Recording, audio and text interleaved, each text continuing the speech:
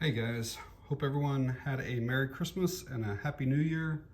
I spent about a week and a half in Florida with my wife and son over the holidays. We had a great time. Now I'm back and looking at doing some reviews here. So first thing up in 2023 is this little laser sight from UUQ. They actually reached out to me via email, told me they just designed and developed this new sight and wanted me to check it out. So I told them, yeah, sure, I'd take a look at it. Here's the box, nothing too fancy on that. So let's get it opened up and we'll do a quick unboxing. So it looks like we've got a user manual here up on top. We have a tool for adjusting the laser, like the elevation and the windage. We have a USB-A to Type-C cable, and then the sight itself.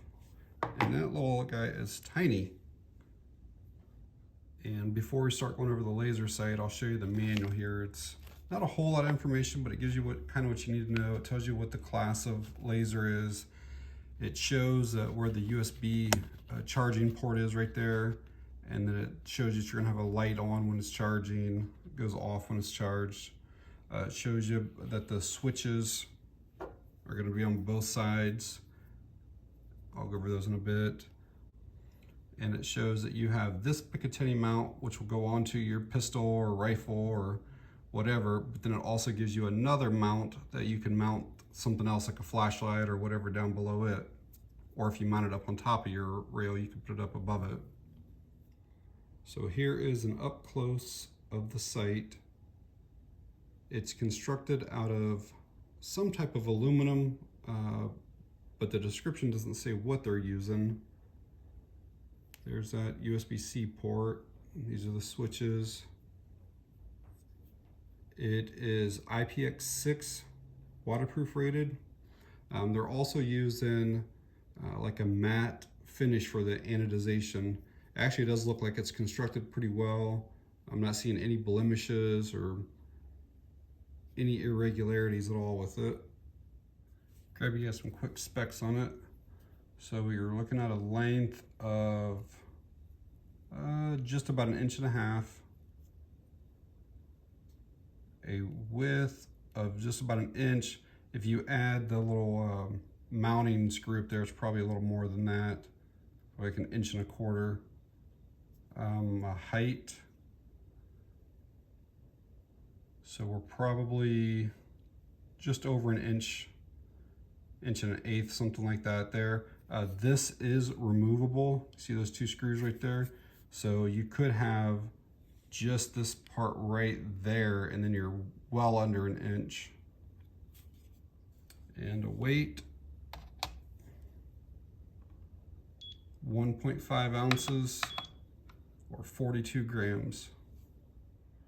And this here is your windage adjustment.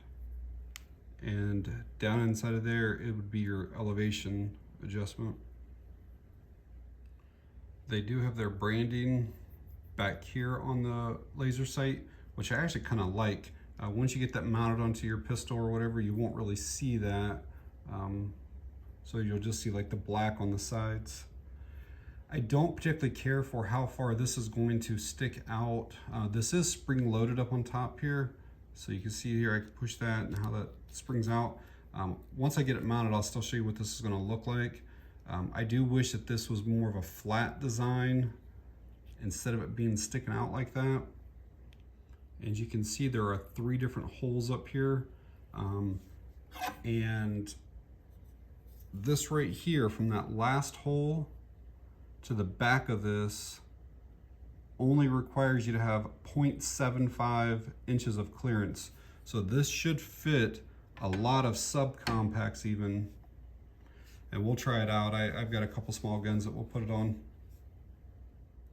The operation of the laser sight is very, very simple. It basically just has a on-off. You get these 2 switches. They do have like a little power symbol on them. Probably not necessary because they're the only switches on the unit itself, but So let's turn this thing on here. And that green sight is incredibly bright. Wow. Yeah, that is real bright. So I just turned it on with the right one. So you can turn it right back off there if you want, but you can also use this one. So either side turns on and off. But that sight is pretty incredible. According to the Amazon description, it says in the daytime that you should be able to see this out to about 300 feet or 100 yards. And at night, you should be able to see this out to about 1,000 feet. And I can say in here right now, in daylight, it's really bright here. So I'm gonna see if it'll fit the SR22 first. So I'm working with the empty gun here. Now it says if you have a shorter rail to move it to the closest position. So that's what I'm gonna do first, is basically just take this out and then move it down to there. So it does fit here on this Ruger SR22, but not as well as what I'd like. You see how there's like the gap right there? I wish that the back of this sight, it's completely squared off. And when I take it back off, I'll show you what I'm talking about here. But basically this part right here comes up and then it makes a 90-degree turn right here. If instead, if they would curve that a little bit, it would definitely slide back here closer to the trigger guard better. I looked at a couple of different spots. I have like 2 or 3 rail slots here on this little Ruger, and that's the one that I can get it the furthest back, but it's still not as far back as what I'd like. Now it's solid on here. I mean, you can completely hold it by it. It's not falling off, and I just finger tightened it. You could use a screwdriver, what if you want there, and I probably will before I go to the range, but it's not moving. I would just like it to be a little further back there to kind of fill up that gap. This here is what I'm talking about. It is way too squared off to get back underneath a lot of trigger guards, I believe. So you see, as if I go to slide this on, and if I try to push it back here, it's hitting right there. And I can't get it back far enough, you know, with these slots. Again, we'll try it with some other guns and it might work better on them, but it would just eliminate a lot of things if they just rounded this or curved this off instead of that being such a straight line across there. Just contour that. See if it'll fit the G2C, G3C platform. Again, I'll kind of try to line it up before I put the screw in to see which one it's going to take or need. This one, I think I can go to the front, what it looks like here to me. So let me get this set up. This fits on the G3C pretty well. Also, still is that gap between it and the trigger guard though. Not horrible, but again, you can see how the trigger guard area curves up along there. I just think it would be a better fit if that were curved as well. And we'll also show it on a TX22. This is like a Glock 19 size 4-inch barrel. It's probably going to have even more of a gap, obviously, because of the length here, but we'll see what it looks like. So this is it on a Glock 19 size. And it's not just the aesthetics. Like, to me, that's important because I wish it came back a little bit more, but the functionality is a big thing too. So if you take like your normal grip here, I'm almost not able to reach those controls. I can with my offhand, no problem at all. But my right hand, I'm right on the edge of that. I have to almost reach for it. Whereas if it came back to the trigger guard more, it'd be right there. I probably personally would not run a light on this with the pistol. You might be able to with the rifle. It just adds a lot of weight and bulk and stuff to it, but just to show you what it would look like on here. So there's that, then you could slide down there and get to your controls, but it's kind of awkward. It's way down there. And then here's a slightly thicker, taller one. Yeah, that looks really weird. I definitely would not run anything like this. One thing I will caution you on when you're swapping this out between guns is there's a spring on the end of this bolt right here. And then on the end of that spring is this little like clamp type thing right here. See that? That almost slid off on me, and I think that's needed in order to retain like the spring tension, how it will go kind of in and out on that. So make sure you don't lose that little piece right there on the end of that.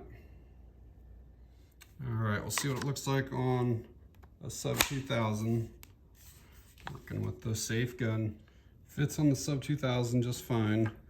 And just so you guys know, you can take any coin pretty much and put in that and tighten it down, you know, pretty tight with just that. You don't need to have a screwdriver or anything like that with you. Like that cinched it down real tight. And that's what that would look like on the sub 2000.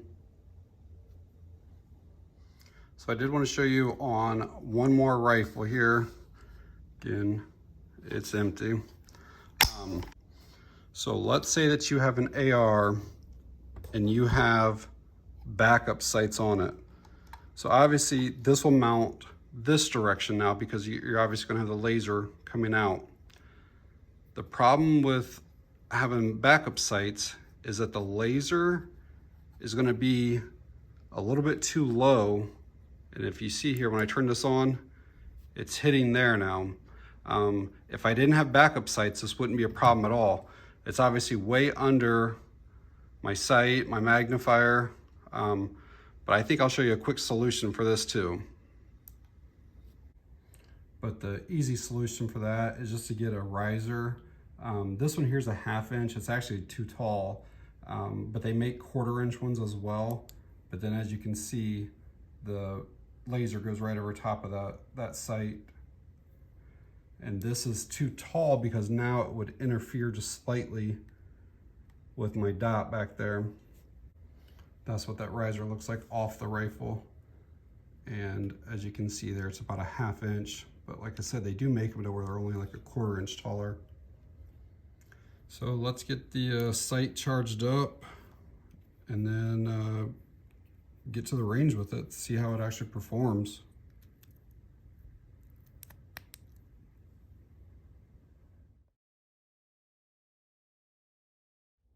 I did want to quickly show you guys what that looks like with that bottom Picatinny rail removed. You know, so it just takes that little bit of height off. So if you weren't planning on running another accessory, you can just take that thing off.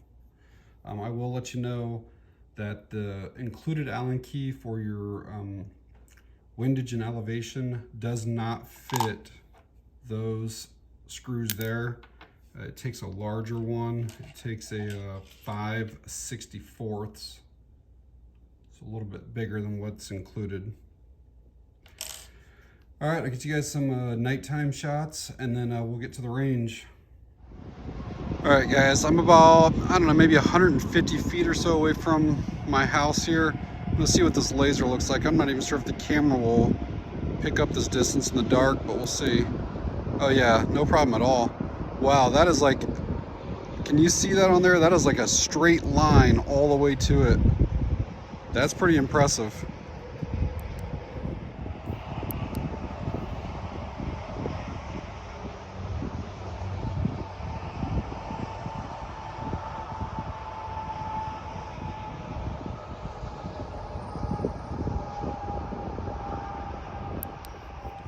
All right, guys, out at the range with the little UUQ green laser sight. Gonna get some rounds through it, make sure it stays on, that there's no issues with it. And I'm sure I'll have to sight things in just to kind of give you an idea. Downrange, basically anything in this circle is pretty much like center chest. Sometimes it's kind of skewed when it's downrange, like it looks like, oh, you hit here, so you kind of miss, but that's really not too far off. Like, so I'm okay with me shooting just freehand. Anything in there is fine for me. I'm not using a rest or a vise or anything like that. So We'll just start off with that dot near the center, and then I'll make adjustments from there. You can see the dot there in the background. Bring it over onto the paper.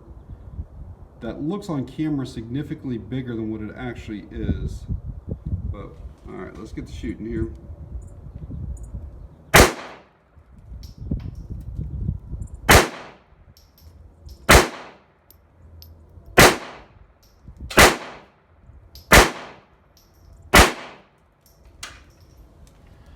Those aren't too bad right out of the box. I'm a little bit, I shot 6 there.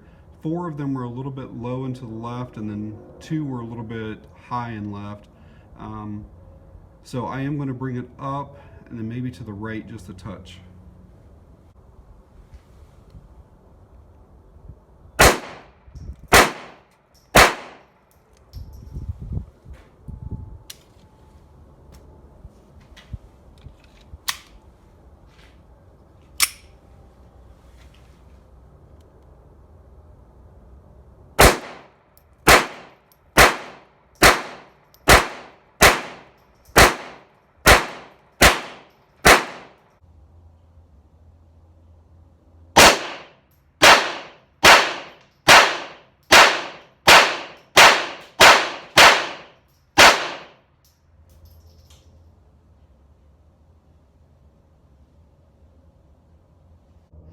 So one quick thought while I'm still out here at the range, and shots weren't bad, my hand covers up the entire group there, is that it would be nice if there were some markings for your windage and for your elevation to let you know if you're going left, right, or if you're going up, down. I just kind of had to guess and just kind of mess with it for just a bit to kind of get it zeroed in there. So would be nice having markings on there.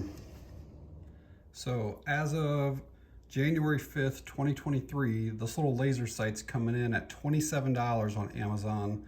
Plus there is a 20% off coupon. So take $5.40 off of that, so 22 bucks or whatever. It's definitely worth that. It does exactly what it says it can do. That the laser on it is extremely bright. You can pick that up in daytime, nighttime. The controls are very easy to activate as long as you can reach them. Again, I would like to see that area right there curved to bring this back a little bit more. Like I also said, I'd like to see these marked so you know if you're going left or right or if you're going up or down. Another thing I didn't like, and I mentioned this earlier too, is just how that screw or bolt or whatever protrudes out so much. And then even on this side, it's actually kind of like, I don't want to say sharp, but you can definitely feel that sticking out right there. So I would like to see that bolt be designed differently. But the USB-C works great. Some people will complain about the internal battery, like you cannot change it. But a lot of other manufacturers do that, and I've had some of them that have lasted for years and years and years. In fact, they're still working just fine, so I'm not real concerned about that. And it is nice that the port is on the side, so you can leave this on your pistol or rifle when you charge it. Some of them are back here on this back side and you have to remove it.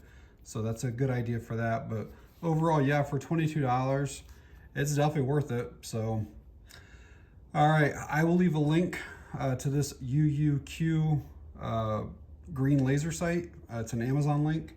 So if you're interested, want to find more about it or pick one up, it'll be down in the video description. All right, guys, that's it on this one. Thanks for watching. I appreciate it.